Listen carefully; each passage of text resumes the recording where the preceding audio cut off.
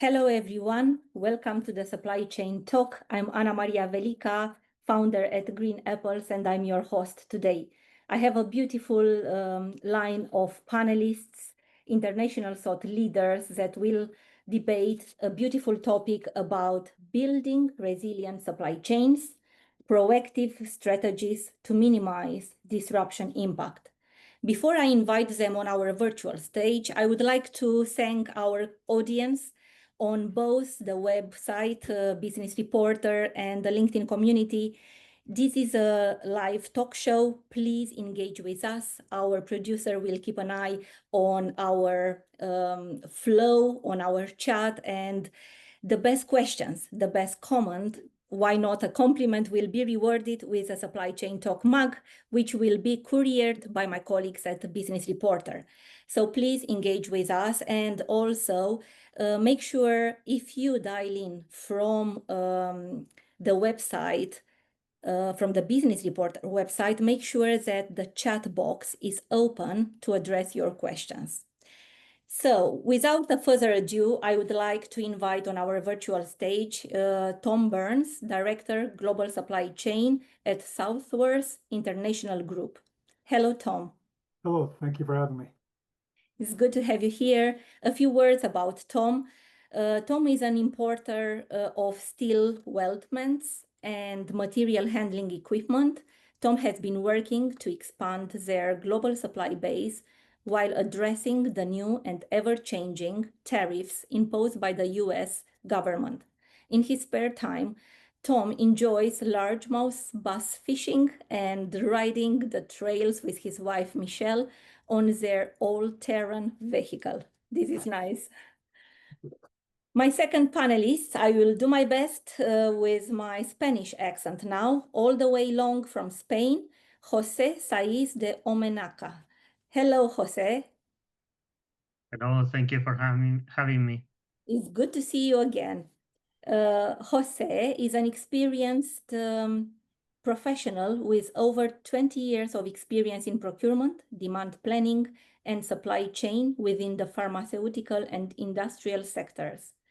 José is specialized in optimizing global supply networks, leading cross-functional teams, and delivering measurable business impact through cost savings, operational excellence, and sustainable sourcing strategies. Last but not least, all the way from here, from the UK, we have Tashkin Unver. Hello, Tashkin. Hello, everyone. Hi, Anna. It's good to have you here. Tashkin Unver is head of telecoms and navigation satellite procurement at Airbus Defence and Space. A few words about Tashkin. In his capacity as head of telecommunication and navigation procurement for Airbus Defence and Space, he has been gathering 17 years of experience in the aerospace industry. It turns out the only thing with a longer lead time than a satellite is his astronaut application. The good news, no rejection. The bad news, no gravity. So his application still floating around. Tashkin continues to dream. I love it. So let's continue dreaming with wide open eyes, because we talk about a news item. As you know, the format of our talk show, we will tackle a news item. This is really recent. It was written by Theo Leggett from BBC, and it was posted on the 6th of October. You have here in the chat box the link to the news item, the true cost of cyber attacks and the business weak spots that allow them. And just to give you a flavor of the news item before I invite your thoughts. It was in August, on a Monday, the release of new 75 series number plates was expected to trigger a surge in demand for Jaguar Land Rover. The staff anticipated they'd be working flat out. Instead, when the early shift arrived, they were sent home. And it could have been another month before output returned to normal. Such was the impact of a major cyber attack that hit Jaguar Land Rover at the end of August. And this is, they are working as we speak with various cybersecurity specialists, with police to investigate the root cause. But the financial damage of this cyber attack is massive, with losses around 50 million per week. I would like to invite you, Jose. What do you think about the news item? I mean, this is striking news regarding this cyber attack to Land Rover. But the thing is that because of the companies are really interconnected, and they are as well. This is supposed a really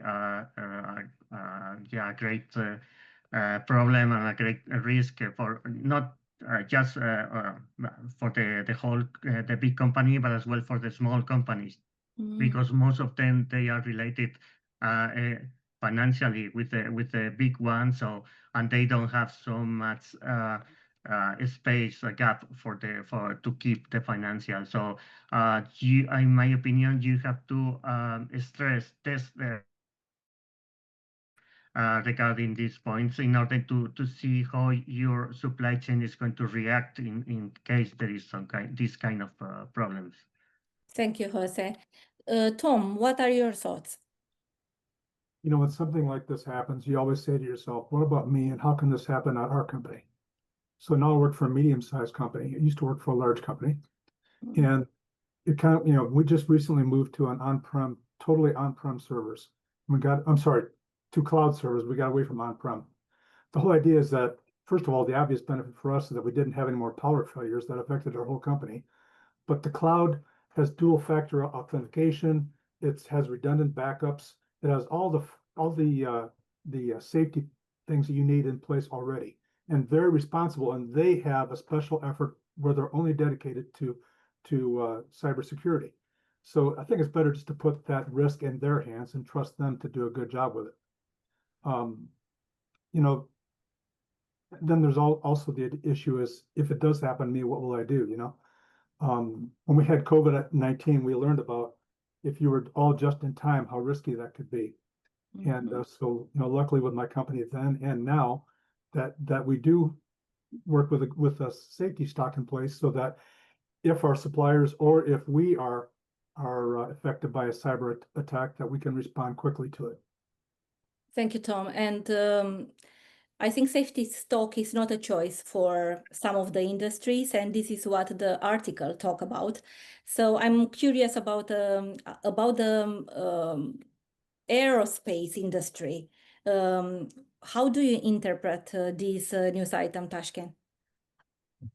It's a very real and present risk. It is something that in every industry, it could affect any industry. In space, safety stock, you mentioned, is not something that we can very easily do, because a lot of our satellites are very bespoke. However, that is the direction in which we all have to go in. How do we do this in space, especially, is to try and standardize as much as possible our product. As difficult as it is, as dynamic the requirements for a satellite could be, and what the end customer actually wants, we must try and push ourselves into a more product strategy. This allows us to put safety stock into place. It allows us to have a much more predictable supply chain. And when AI is also on board, and we have this ability to really change the direction of our supply chain, it will really allow us to react to dangers such as cyber attacks. And cyber attacks is something that we have to be vigilant of. We here at Airbus, we are very we actually test our staff. Our IT department sometimes sends out an email to everyone which looks genuine. It's maybe asking for more. Your memory has you've run out of memory on your inbox, press this button and IT will give you some more memory. How many people pressed it? Quite a lot. So these kind of things keeps us aware, and it's awareness that is also very, very important here, and to make sure that, and it's on all levels of the business, not just particular areas, it's all levels of the business must be very clear about this. Thank you, Tashkin. And we've seen the news item talked about Jaguar Land Rover, but we've seen in the summer lots of cyber attacks across retailers here in the UK, impacting Mark and Spencer, Co-op, last year even NHS, distributor for blood tests impacted NHS. So these are real risks, and there are root causes mentioned in the news item. And I would like now to tackle our first topic. We have 3 points, and let's start with quantifying financial exposure and assessing the potential cost of supply chain risk disruption. So is risk management strategy enough to mitigate disruptions in supply chain? What do you think, Tom? I think you are on mute. If you can unmute yourself, please. Thank you. Try that again. I apologize. That's We okay. should get ahead of interruptions or obstacles which are going to get in the way of our supply chain. And we've been working with a material cost index. And what it does is it catches inflationary costs upon receipt of the goods when you receive them into inventory. So many times when you sell an item or you sell projects or whatever, you don't realize that the P&L is tanked until you've actually sold it. So we monitor all different families of goods, and we look at the impact perhaps of tariffs, increase of materials in different regions of the world. We're definitely an international company, and so we're ahead of that. So it gives us a 2 or 3 month advantage of knowing material cost increases, and it prevents margin degradation at the time of the order. So the whole idea of this is that if there is a big hit, especially with the tariffs in the United States, that it gives us time to calculate perhaps a surcharge or a price increase to cover those costs, so that we're all coming out whole on these deals, where our customers understand why the surcharge is in place and our company is still whole regarding the margin. Mm-hmm. Thank you, Tom. This is very interesting, especially with tariffs being imposed in the US. I think it's really important to have a financial impact mitigation strategy. Jose, in Madrid, in your experience, what are the risk management strategies? For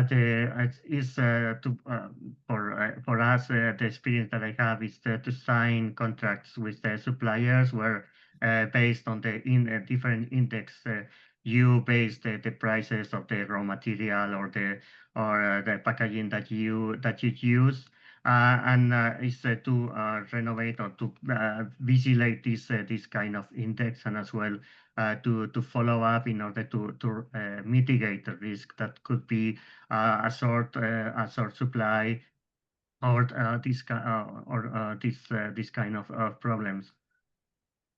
Thank you. Tashkin, an example of risk management strategies to quantify financial exposure. One of the techniques and one of the things that we implement as much as possible. And remember, the supply chain of space is very limited. We don't have a lot of options, but what we do have is we are trying to put in place a lot of long-term agreements, pricing strategies. We are working with our suppliers in partnership to actually secure 3, 4, 5-year pricing agreements, knowing the trends and understanding what the trends will be going forward, having a bit of contingency within there as well, but to secure a pricing strategy for the next few years allows us at least to have some kind of stability in our costs. And a lot of our subcontracts that we have with our suppliers go over many years. So if we are asking for a supplier to produce a propulsion subsystem, this is not a 2-month contract. This is a 2-year contract. So there are a lot of fluctuations, and our ability to react to changes in the market. And sometimes we do need to go back around the negotiating table with our suppliers and have that honest, transparent partnership, because also we want to build those partnerships for the future, because like I said, we don't have a lot of options. So we're trying to keep, a win-win situation. It is to maintain profitability on our side, but also our suppliers. Perfect, Tashkin. And I can only imagine how complex the specifications are in the aerospace sector, as well as quality control. Absolutely. So, yeah, I can only imagine the niche, and that triggers long-term The partnership. customer demands. Exactly. And the customer demands as well.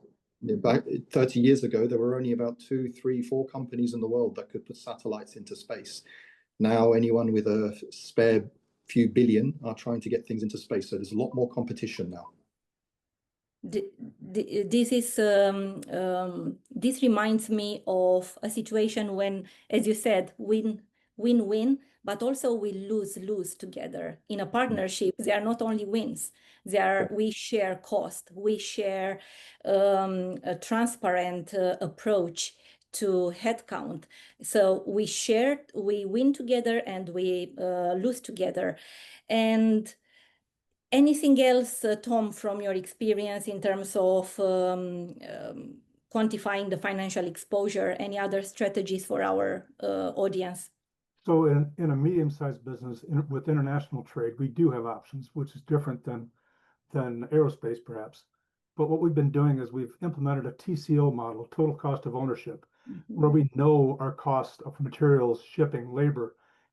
Don't forget overhead, and then also the tariffs. And in the United States, the tariffs have been huge. It's just about my entire day is taken up with tariffs these days. In March, for example, a typical container with goods from China would cost about $100,000 for the goods.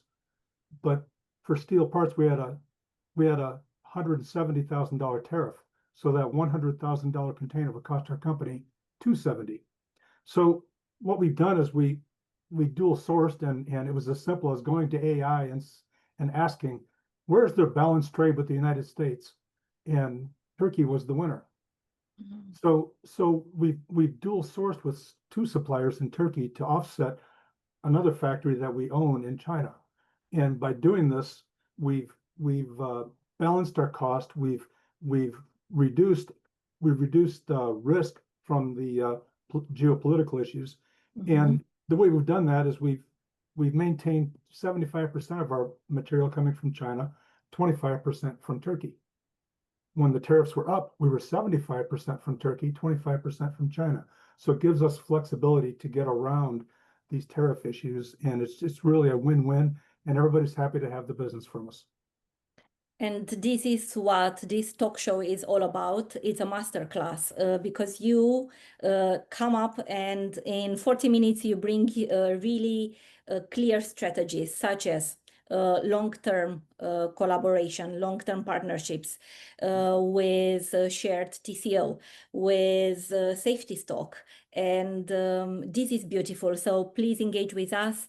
It's a rain of comments, and I'm very pleased to read out one question for you, Jose. Robert Woodruff would ask, what are some effective methods for stress testing supply chain against potential disruptions due to cyber attack? Yeah, it's what you can do is first is mapping all your partners, your suppliers, and where are they located, where the merchandise is coming from, and after that, and you can do it in real, or you can do it in a business case where you say, okay, if this, for example, this raw material is not coming, what is stopping in my supply chains, and what is stopping in my manufacturing, and what is affect to these customers, and what is the financial loss that I'm going to have.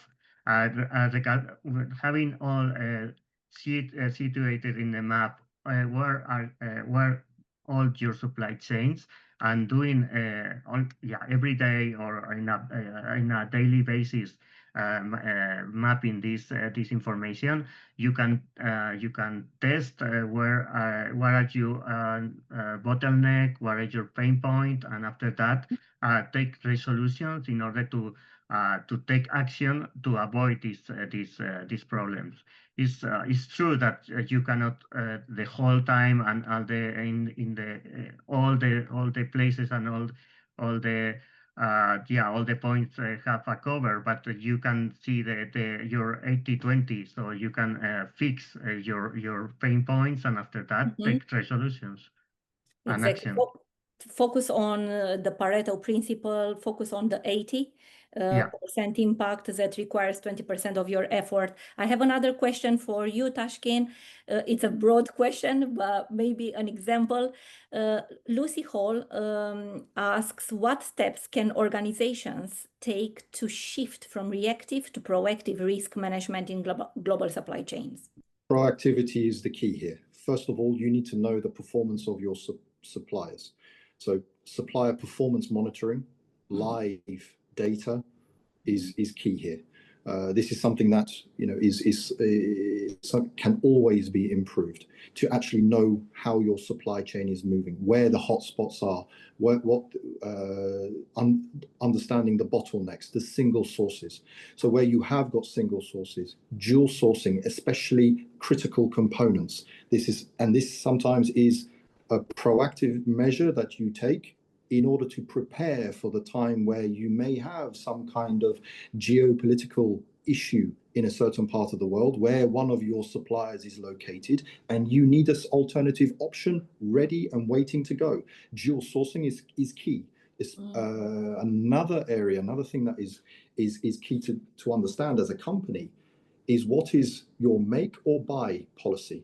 What do we make? What is a core competence for us? And we really can't afford to rely on a supply chain for these core areas or core parts of our business. And what do we buy? What is non-core to us? We would like to buy the service, but it's very important to identify the core competence we need to keep within the company. You have more control. So when you have a disruption in the supply chain, the impact is less to your business. So there are a number of key steps that you can take proactively to really build the shock absorbers in your supply chain. Vertical integration is on fashion, so I couldn't agree more. Tom, I would like to go into our second topic, identifying vulnerabilities and pinpointing weak links across the supply chain.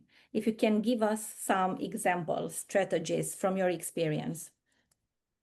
So we try to build strategic suppliers and evaluate their dependencies, like their supply chain, their shipping risks, their material risks. Also, what's their financial situation? We run all of our suppliers on Dun & Bradstreet to make sure they're paying their bills on time, so we can see the financial condition of the company. So many times you see that suppliers start to ship late. Shipping late or having poor quality problems is a huge indicator of problems ahead. If we look at the revenue you give to a supplier, then all of a sudden you see that your supplier is starting to ship late or they have quality problems. It's probably a good indicator that you've outreached or went over the maximum capacity of that supplier for them to support you. So always monitor that. And we do a monthly supplier scorecard that we send out to our suppliers. It's automated, and so it grades their quality, it grades their on-time delivery, it grades all of the different aspects of being a good partner with us. And in turn, what's also important, and you can never forget this, we ask our suppliers to deliver on-time quality products, but it's our obligation to pay them on time. Yes. Many times you see a company, our company included, but other companies, they say, oh, well, I'll pay them after the first of the month or something like that. And when you're negotiating a relationship with a supplier, that supplier depends to be being paid on time. And I can't overstress how important that is, to pay your suppliers on time. Tom, this is music to my ears. I mentor organizations. Paying on time is not a commercial clause negotiated by procurement or supply chain. Paying on time is an ethical thing. So it's ethical to pay your suppliers on time, especially the diverse suppliers, small suppliers who depend on that pay. So identifying vulnerabilities, and you gave us so many strategies, is so much goodness in your answer, Tom. Thank you. Jose, examples from your career in terms of identifying vulnerabilities and pinpointing weak links across the supply chain. Regarding these raw materials that, for example, there is a source supply. I can remember, for example, we produce cosmetics, so for us was really important, for example, the silicones in order to manufacture these goods. So if there is short supply in the market, and we have to look for we have to look for new sources and look for new products that can be substitutes of the one that we use. But at the same time, you have to approve the supplier. You have to approve the quality of the goods that they are sending you. So this could be a pain point because it's not a very fast. It's not very fast, so you need as well to have time and to have already looked for this substitute product in order to get to keep manufacturing. So for us, this the time you get to approve a supplier, and as well the quality that you're looking for in the market is the one that you need to manufacture. Could be vulnerabilities, or could be a pain point or bottleneck in order to manufacture and to deliver to the customers. Exactly. And this is a beautiful, innovative strategy to always make sure that you have a contingency plan in terms of substituting the product, replacing the standard, the specifications of a product, if possible, where possible. I have a question. I'm not sure, Tashkin, if you are able to answer a beautiful question from Razih Musavi. How can machine learning-based approaches can help reduce risks and disruptions in supply chain? I mean, when we talk about machine learning, I sort of push myself towards artificial intelligence and actually using artificial intelligence as a tool to predict what we can. And this is something absolutely that every industry will one day, if not already, start taking advantage of. In a supply chain, everything from geopolitical events, weather patterns, port congestion, even the suppliers' health, market health. We mentioned earlier on financial health.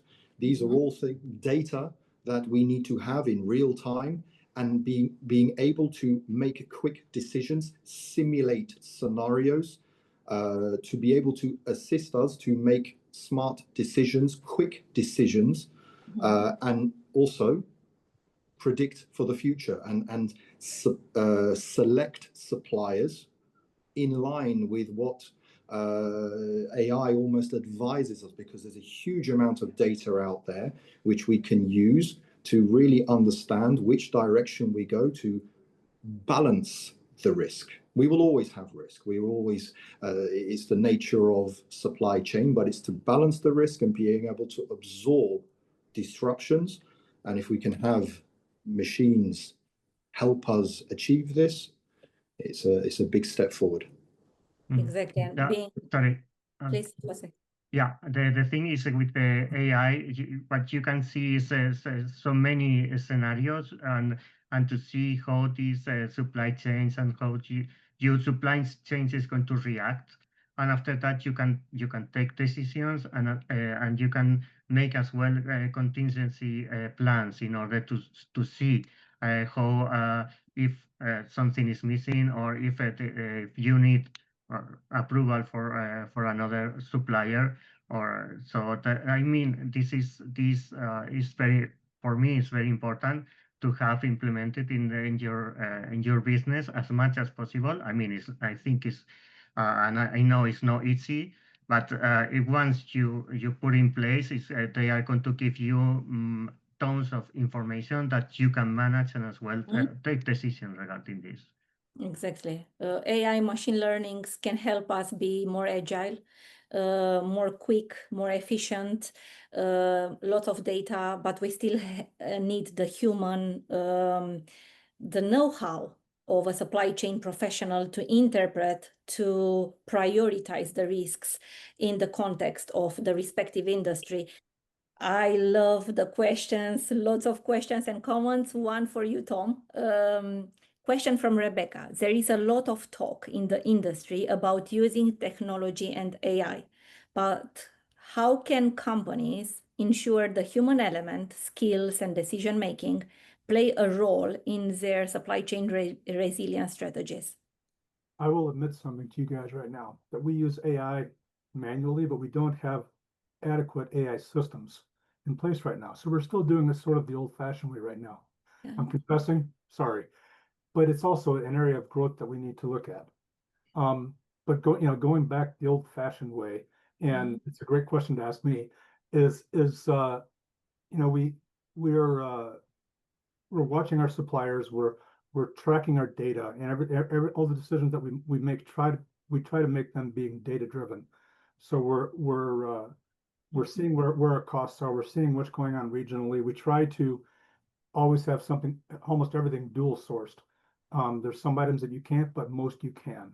And it's important to remember that with dual sourcing can also be considered if you're receiving, say, a hydraulic power unit, you're getting it from Italy and from Brazil, or Italy and from China, something like that, you're still dual sourced.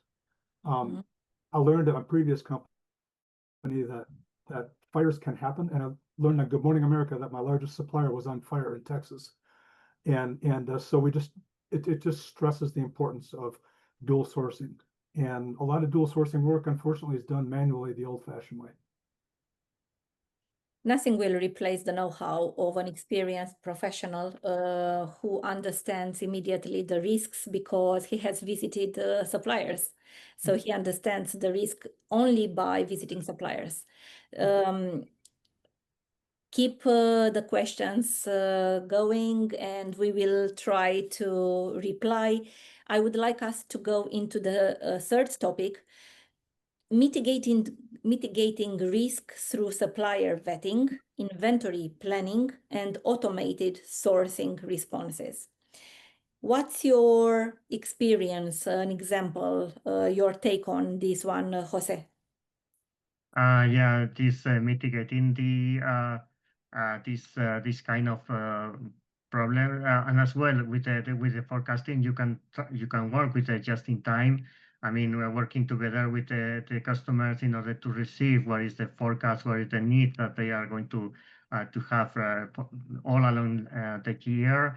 But as well, you need to keep some inventory buffer in your stock. But as we mentioned previously, with regarding this historical data, you can analyze and you can implement these machine learning or artificial intelligence tools in order to analyze what is happening, what is the trend in the market, and as well to work in order to mitigate this problem that could so during the manufacturing process.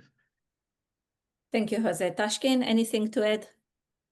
I think planning is one of the key things here. We need to have a forecast. We need it as a company. Our suppliers need it. It is there to for us to be prepared for the workload, for the workload that will go through the production lines of all of our suppliers, and our production line starts at our supplier. So it's a linked. There's a link here. Inventory is for what we would call common stock. things that are, the nuts, bolts, washers that will be on every satellite. These are things that we need to stock as much as possible. Like I said before, we need to go into a lot more of a product policy where we have the building blocks, the Lego bricks, if you like, that we offer our customers to ensure that we can reduce our inventory as well, and also to ensure that we have not just AI, but even MRP systems, ERP systems that allow us to track our stock levels. And after a certain trigger point has been reached, it's an automatic send to our purchase order to our suppliers to restock on things that we can go down this way, like detailed parts, direct materials.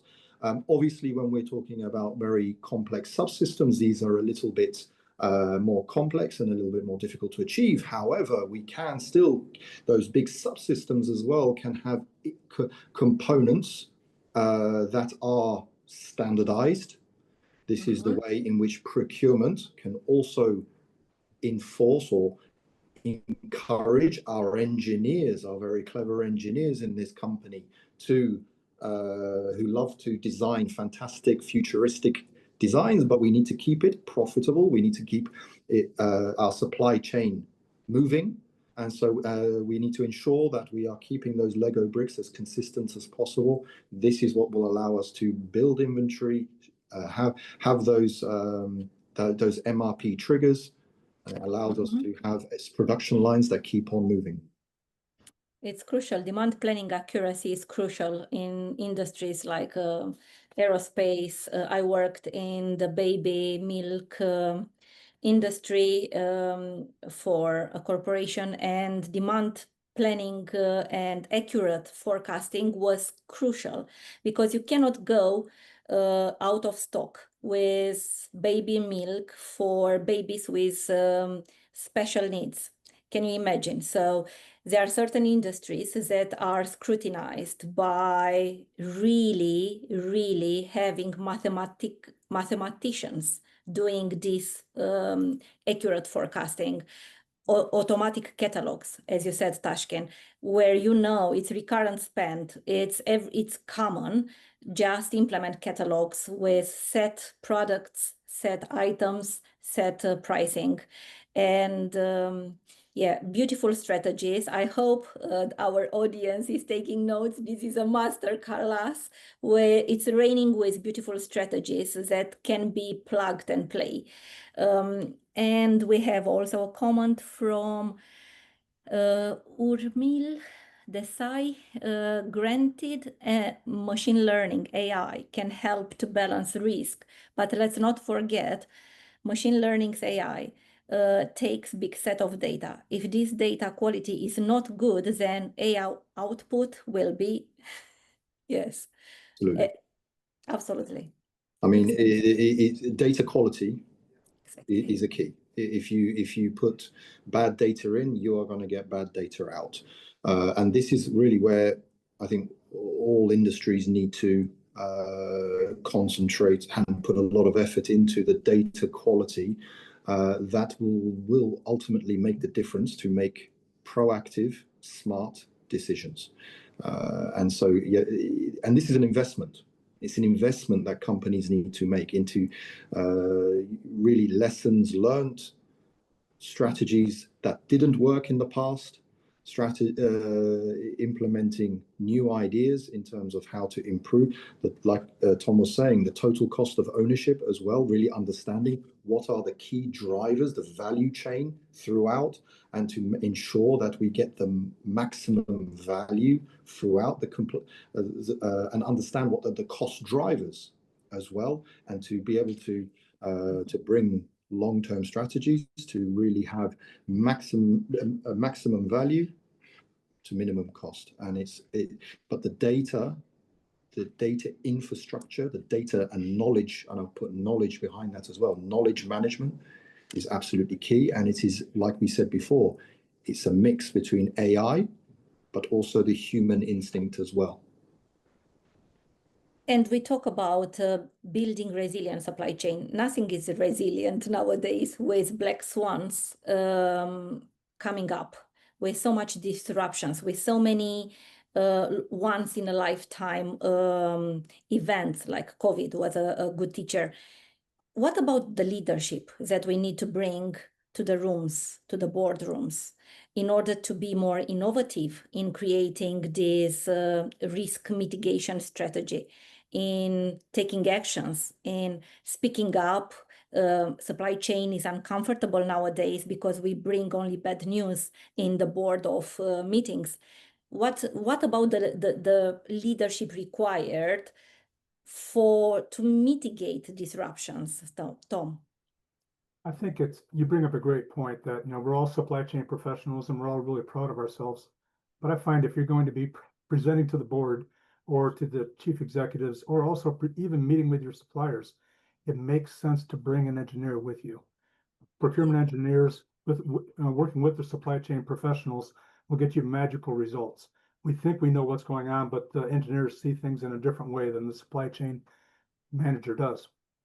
Also, we mentioned earlier about proactively identifying these vulnerabilities with our suppliers by visiting them in person, again, with this engineer. Test your supplier with small quantities to make sure that they're able to meet your demands, but also partnership with them. Usually they have really great ideas in manufacturing, in fixturing, and materials. And these are things that really that engineer is going to pick up if you bring him with you. So don't leave the engineer at home. And lastly, to really keep things safe, provide blanket POs for at least 6 months out, at least. Mm-hmm. So the suppliers likely have inventory on hand if there is an interruption. Mm-hmm. And then use your ERP system for exception notices. If we have to move a shipment out or if we have to move a shipment in, we can, and it works out nicely for everybody. I love your example. Bring your key user, your specialist with you when you perform a supplier visit, when you build up a plan or even create a risk scenario. Jose, I imagine in the pharmaceutical industry where you have your 20 years of experience, you have faced with some critical situations that required strong leadership. Can you give us an example? Yeah, as mentioned previously, if for example there is the missing or the source supply of some raw materials, some material that we need in order to manufacture. Yeah, it's to listen, as Tom said, it's to listen to the suppliers to see what are what can they bring you to the table and what can be the product that in order to don't stop the line and to keep manufacturing, and as well seeing or having in hand another suppliers or another suppliers that can help you in order to work with you and don't stop the manufacturing. That's could be that's the idea of the supply chains in order to have in mind other suppliers or other products that can help you to keep the line going. Thank you, Jose. And Tashkin, in terms of leadership skills. I like what Tom was saying. When you bring your engineers with you, it's a multifunctional approach. Supply chain is bring your engineers, your quality engineers, procurement, finance. These are decisions that it's a multifunctional decision, but it takes leadership that is willing to proactively invest, and I call it an investment, in getting in front of problems, identifying possible issues. Now, we very often try and do our industrial capability assessments. Go to your supplier, work with them, understand, go onto their shop floor, understand what their the ability of your supplier to produce what you need them to produce before you even place a contract with them. You take your engineer with you. You say to them, this is what we want to produce. Prove to me that you can do it. Show me the weaknesses. Let me help you fix those weaknesses. Let me do a capacity assessment. I'm not your only customer. You have other customers. We need to understand whether you have the throughput in your production line to cope with all of us putting workload into your production line. So, but this is an investment, and but we've learned the hard way as well, where we have not spent the proactive time and money to find the problems, but it's cost us 10 times more when that risk became an actual issue. It costs us 10 times more, and we really learn lessons, and it takes leadership to actually say, we're going to invest in proactive risk mitigation before they become big problems, because we're too ready to clap firefighters, problem solvers when the issue has happened. We need to now start to turn it around and start to really reward the proactive measures we take. Exactly. So a risk applaud the risk management creativity, because supply chain needs to be really creative in coming up with a risk management log long enough, creative enough, anything can happen, as you said, Tashken. And I faced it during being a head of supply chain during the COVID for critical milk. It's shocking what can go wrong. We are approaching the end of the talk show. Time flies really quick when we have fun, and so much expertise at the table. It's a masterclass, as I love to. What you wish for, because you can get it. With the producer, we were encouraging the audience to be very active. It's very hard to choose a winner. So I would like to award the Supply Chain Talk mug to Robert Woodruff for his beautiful question on the effective methods for stress testing supply chain against potential disruptions due to cyber attacks. Thank you, Robert. Please watch out the courier, because this will be sent out by my colleagues at the Business Reporter. Before we close out, I would like to have a roundtable closing thought, because supply chain is not for everyone. Supply chain is a beautiful career. Probably there are many young talent watching this masterclass. I would like a closing thought. What would you like the new generation, the young generation, the young talent to take away from the today topic? Tom. Wow. I think that we really gave a good class on managing the situation and communicating in one way or another with our suppliers. And I think that as you grow in your supply chain career you're a young person, to really stress that communication skills, to own it. And we try to, even with our online buyers, we try to make our line buyers be the supplier relationship manager with all of our suppliers, so they own the relationship and they make things happen. By doing that, they have the ability to make everything special and to grow things their way and grow in their field and really learn a lot more and be advantageous for all of us, and to help us to grow our business and make more money and reduce cost. Love it, Tom. Jose, your closing thought. Yeah, regarding at this point is to have a wide view of all the process, and as well to take in consideration all these points that we have been talking regarding the demand, as well the customers at uni, and as well all the logistics that's and as well the forecast, all this information that give you a wide view of all the process, and to take decisions in order to mitigate the risk that you could have in your supply chains. Thank you. Gracias, Jose. Tashkin, your closing thought for the young generation. What I love about supply chain is it's running a business.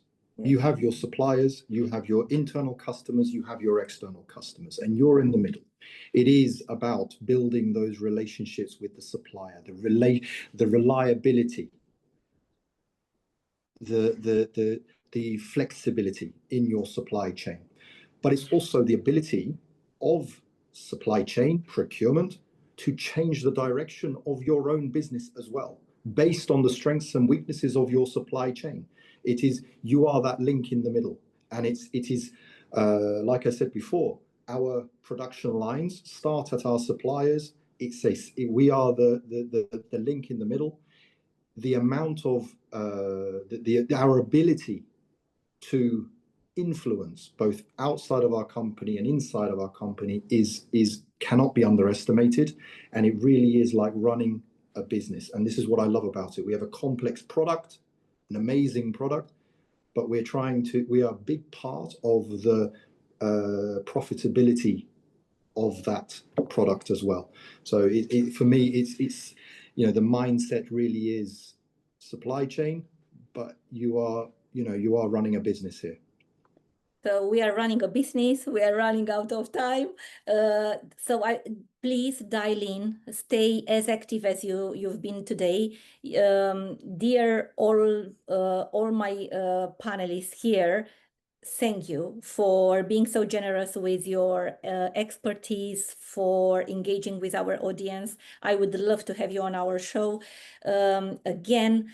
So please, for the audience, please make sure that you dial on the 22nd of October. My colleague Alistair Chartan will be hosting a beautiful talk show on ethical supply chains, ensuring integrity and responsibility, and reporting misconduct. Speak up, people. Thank you so much and see you soon. Bye-bye.